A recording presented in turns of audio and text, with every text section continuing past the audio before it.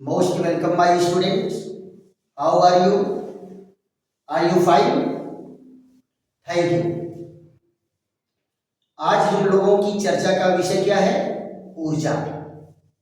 और यह वीडियो मुख्यतः 9वीं कक्षा के बच्चों के लिए है। ऊर्जा क्या है, इस पर हमारी आपकी चर्चा चलेगी। देखो बेटा, पूरा ब्रह्मांड दो चीजों से ही बना हुआ है। एक तो द्रव्य, जिसकी चर्चा हम लोग पिछले वीडियो में किए थे कि द्रव्य क्या है, द्रव्यमान क्या है और आयतन क्या है और भार क्या है, इन सारे बिंदुओं पर चर्चा हुई थी। और दूसरा कारक है ऊर्जा। बिना ऊर्जा के कोई भी कार्य संभव नहीं है। आप जरा बताओ, आप भोजन करते हो तो भोजन से आपको क्या मिलता है? ऊर्जा।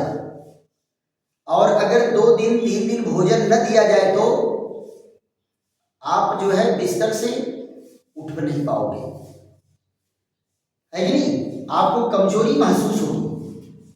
इसका क्या मतलब है कि हमको ऊर्जा कहाँ से मिलती है? भोजन से मिलती है। कोई भी कार्य अगर संपन्न हो रहा है तो वो ऊर्जा की सहायता से ही संपन्न हो रहा है। आप मोटरसाइकिल चलाते हो, उसको कहां से ऊर्जा मिलती है? पेट्रोल से। कहां से मिलती है? पेट्रोल से। आप उसमें पेट्रोल नहीं डालेंगे, मोटरसाइकिल कोई कार्य नहीं करेगा। यानी किसी वस्तु में कार्य करने की जो क्षमता है वो ऊर्जा के ही कारण होता है। क्लियर? तो किसी वस्तु में कार्य करने की जो क्षमता है वो ऊर्जा के कारण उत्पन्न होती है। लेकिन बेटा एक चीज है कि ऊर्जा में द्रव्यमान नहीं होता। ऊर्जा में द्रव्यमान नहीं होता, इसलिए आपको ऊर्जा से चोट भी नहीं लगती है। अच्छा, एक ऊर्जा का रूप प्रकाश है। आपके शरीर पर प्रकाश पड़ रहा है तो क्या आपको चोट लग रही है? कुछ ऊर्जा जिनको प्रवाहित होने के लिए माध्यम की जरूरत पड़ती है, उससे आपको चोट लगती है। क्यों? क्योंकि वो माध्यम के साथ चलता है। जैसे ध्वनि ऊर्जा, ध्वनि को चलने के लिए माध्यम चाहिए और माध्यम में लहरें उत्पन्न होती हैं और उन लहरों से आपको चोट लगती है। आप पोखरे के किनारे, तालाब के किनारे खड़े होकर के जब एक पत्थर फेंकते हो तो पानी में लहर बनती कि नहीं बनती है? और वो लहर जब किनारे आकर के टकराती है तो किनारे रखी चीजों को हिला देती है। किनारे रखी चीजों को हिला देती है। ऐसे ही वायु में भी तरंगें उत्पन्न होती हैं और जब तरंगें हमारे कान से आकर के टकराती हैं तो हमारे कान के पर्दे को भी हिला देती हैं। राइट? तो और अगर यही ध्वनि बहुत तेज है तो कानों में चोट का अनुभव होता है। अच्छा ये बताओ, कितने लोग डीजे पर डांस किए हैं? बहुत सारे लोग डांस किए हैं। और डीजे जब हाई साउंड में बजता है तो आप जरा बताओ, यहाँ हार्ट के पास में गुदगुदी होती कि नहीं होती है? कभी कभी आपको लगता है पैर के पास में कोई आकर के हमारे पैंट को हिला रहा है, हमारे कपड़े को हिला रहा है। तो ये क्या है? ये ध्वनि तरंगों की चोट है। ध्वनि तरंगों की चोट है। लेकिन प्रकाश हो गया, ऊष्मा हो गया, इनसे आपको चोट नहीं लगती, लेकिन आप इन्हें ज्ञानेंद्रियों से अनुभव करते हैं। क्लियर? तो ऊर्जा को हम कैसे डिफाइन करेंगे? यहां जरा देखो, किसी वस्तु में कार्य करने की क्षमता, कार्य करने की क्षमता ऊर्जा के कारण होती है। ऊर्जा के कारण होती है। किसी वस्तु में कार्य करने की क्षमता क्या होती है? ऊर्जा के कारण होती है। और द्रव्य और ऊर्जा बेटा एक दूसरे से कोरिलेटेड हैं। द्रव्य और ऊर्जा क्या है? एक दूसरे से संबंधित हैं। हर द्रव्यमान वाली चीज में ऊर्जा है, छुपी हुई ऊर्जा है। समझ गए? जैसे मान लो ये लकड़ी है, लकड़ी में ऊर्जा छुपी हुई है, आपको दिखाई दे रहा है, आप छू रहे हो, महसूस भी नहीं हो रहा है। लेकिन जरा इसी लकड़ी में माचिस मार के देखो, इसकी सारी ऊर्जा निकल के बाहर आ जाएगी।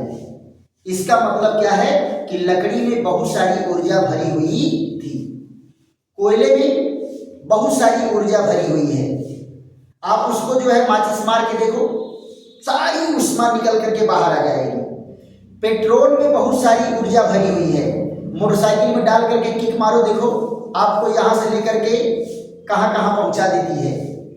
तो ऊर्जा और द्रव्य दोनों एक दूसरे से संबंधित होते हैं। तो क्या कहेंगे बेटा?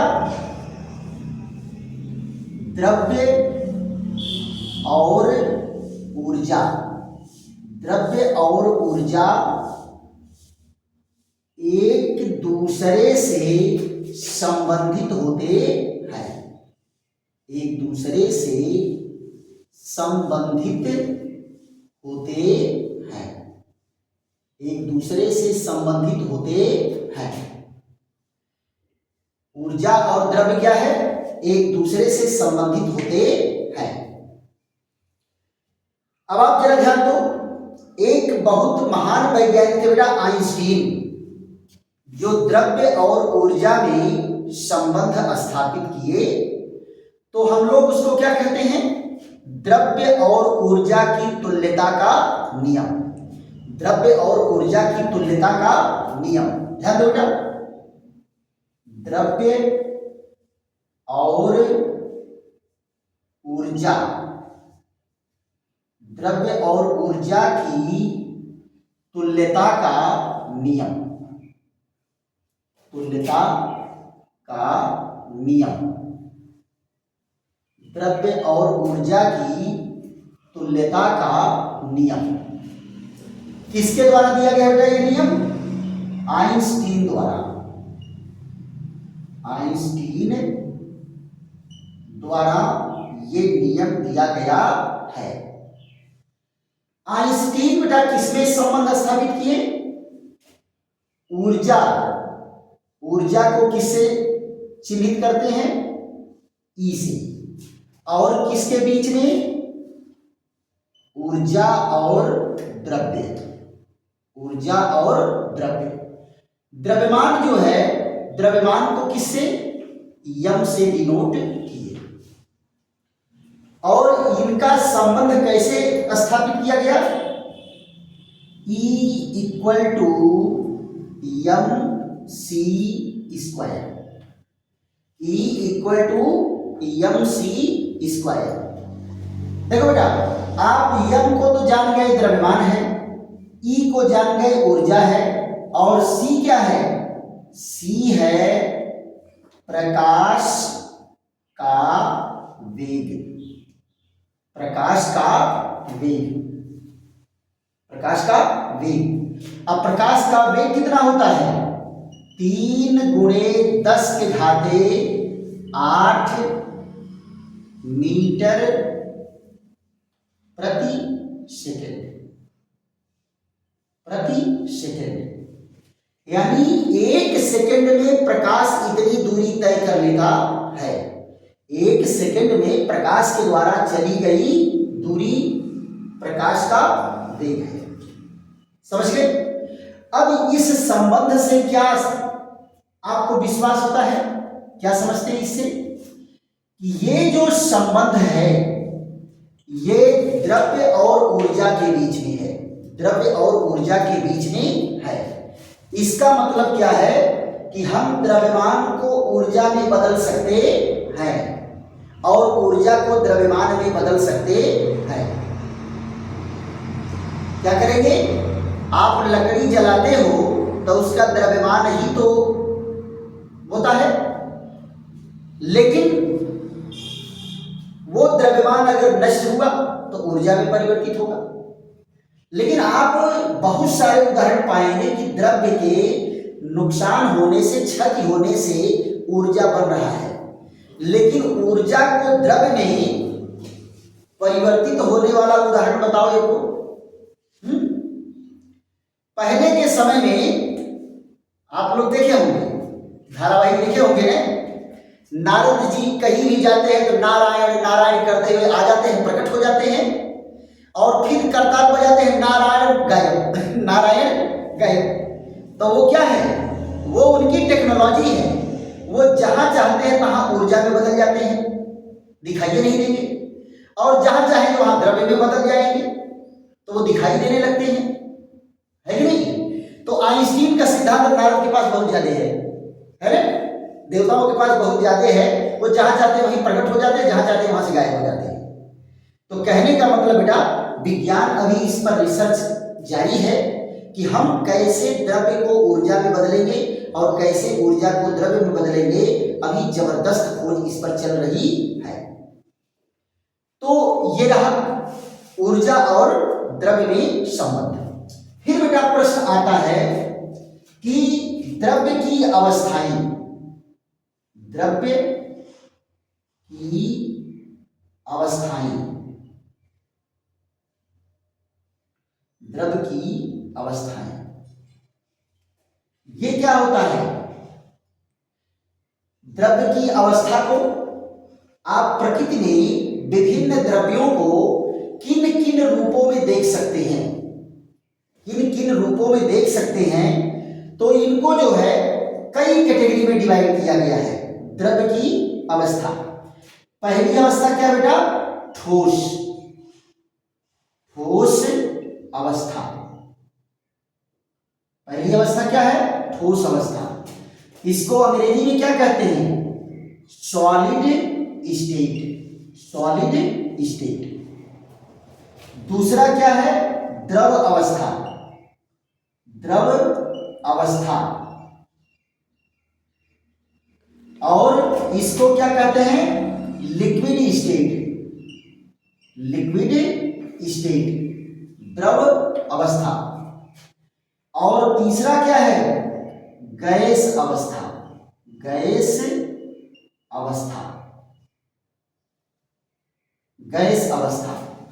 यहां पर देखो क्या है, इसको कहते हैं गैस स्टेट, गैस स्टेट। और यहां पर क्या है, दो अवस्था बेटा अभी है जिस पर वैज्ञानिक खोज कर रहे हैं, वैज्ञानिक खोज कर रहे हैं। वो कौन सा है, एक है प्लाज्मा अवस्था। कौन सी अवस्था है, प्लाज्मा अवस्था, है ना, प्लाज्मा अवस्था। ये देखो प्लाज्मा स्टेट। और पांचवी एक अवस्था है, पांचवी अवस्था भी एक है जिसको क्या कहते हैं, Bose Einstein condensate, Bose Einstein condensate, Bose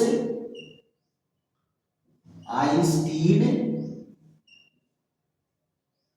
condensate. Bose Einstein condensate अवस्था है, इस पर भी खोज चल रही है। अब जरा समझो, ठोस अवस्था को और द्रव अवस्था को आप खूब ढंग से जान रहे हैं, है ना। ठोस अवस्था को और द्रव अवस्था को, गैस अवस्था को खूब जान रहे हैं। ये पेन क्या है बेटा, ठोस अवस्था में है ना। ये मोबाइल क्या है, ठोस अवस्था में है। बुक क्या है, ठोस अवस्था में है। और द्रव अवस्था में क्या है, पानी, पानी द्रव अवस्था में है। दूध द्रव अवस्था में है। तेल द्रव अवस्था में है। अल्कोहल द्रव अवस्था में है। पेट्रोल डीजल द्रव अवस्था में है। और गैस, गैस को तो बेटा आप नहीं देख सकते हो, ये देख सकते हैं गैस को, गैसें आपको दिखाई नहीं देती, लेकिन आपके चारों ओर बहुत सी गैसें हैं।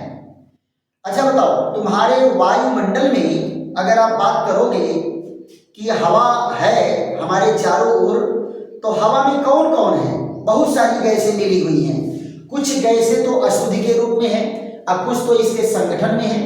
ध्यान दो, जब आपसे कोई कहता है कि नाइट्रोजन कितना परसेंट है वायु में, वायु में नाइट्रोजन का परसेंटेज कितना है, तो कहते हो 78%।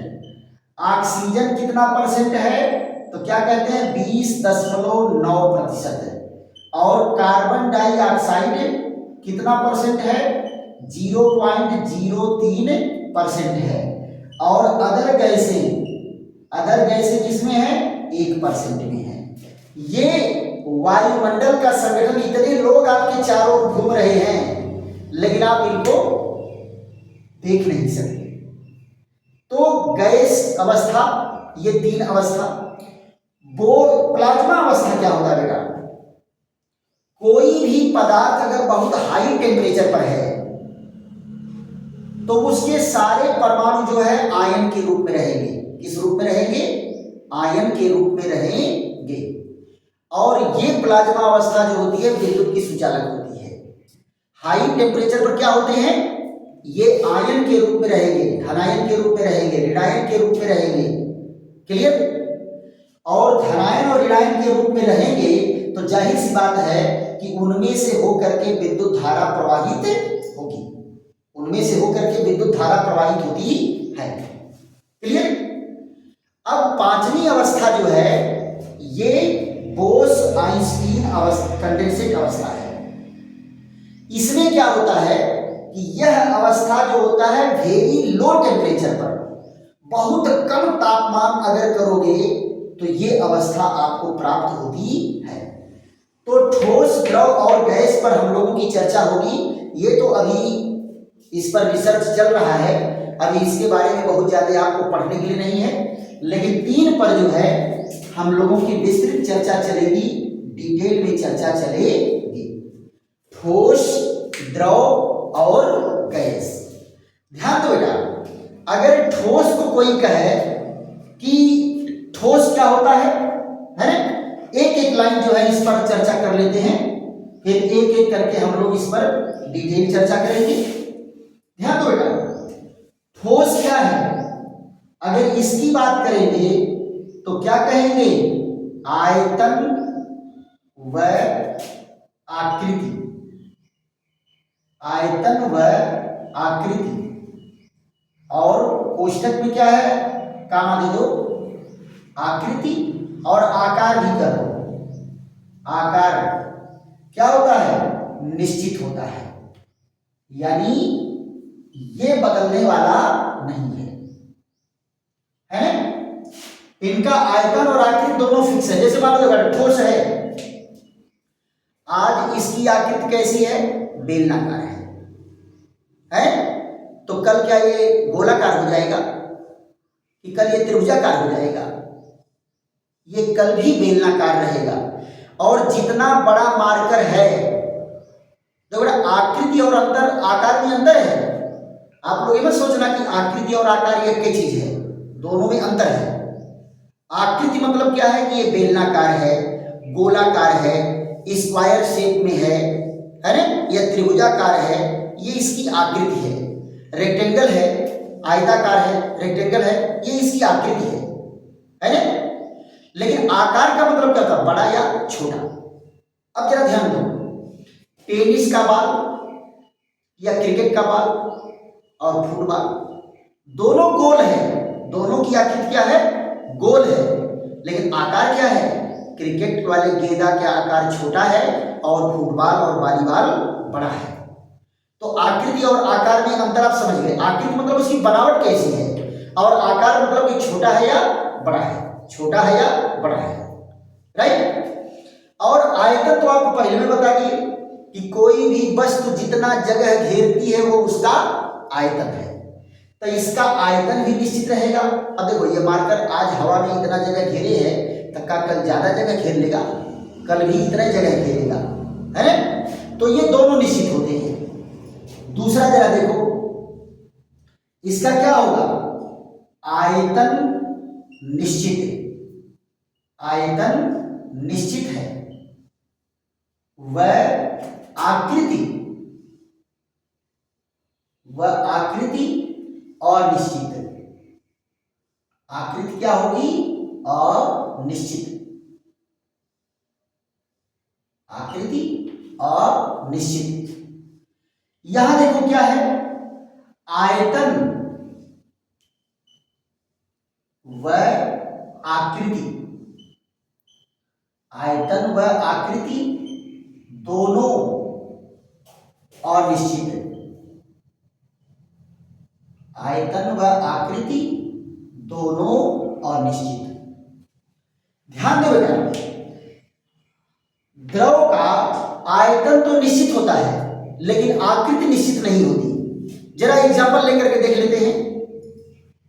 1 लीटर दूध ले लो, उसको जब लोटा में लिए रहोगे तो लोटा के आकार का होगा, डोलू में लोगे तो डोलू की आकृति का हो जाएगा, कढ़ाई में डाल दोगे तो कढ़ाई की आकृति का हो जाएगा, लेकिन रहेगा तो 1 ही लीटर दूध नहीं।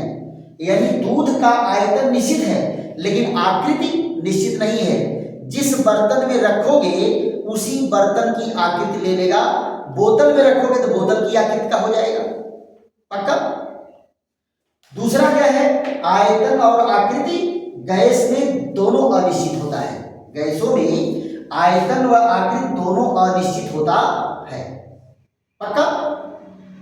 देखो बेटा, गैसें हैं, आप उसको एक जो शीशी में रखे हो तो शीशी में उसका आयतन है, अभी उसको खोल तो पूरे कमरे में फैल जाएगा। या 5 लीटर के बर्तन रखोगे तो 5 लीटर आयतन हो गया, 10 लीटर में रखोगे 10 लीटर आयतन हो गया। जितना जगह पाएगा उतनी जगह में वो फैल जाएगा। तो गैसों का न तो आयतन निश्चित है और न उनकी आकृति निश्चित है। क्लियर। तो ये हमारा क्या है, ठोस, द्रव और गैस पर हल्की चर्चा हुई है। अभी कल और अगले वीडियो में और बेहतरीन हम लोग चर्चा करेंगे। तो आज हम लोग क्या पढ़े हैं कि ऊर्जा क्या है और द्रव्य कितनी अवस्थाओं में पाए जाते हैं। फिर कल अगले वीडियो में ऐसे ही बेहतरीन टॉपिक के साथ हम लोग मुलाकात होगी। थैंक यू, धन्यवाद। वीडियो बढ़िया लग रहा हो तो खूब सब्सक्राइब करो, शेयर करो और लाइक करो और कमेंट भी करो। थैंक यू, धन्यवाद।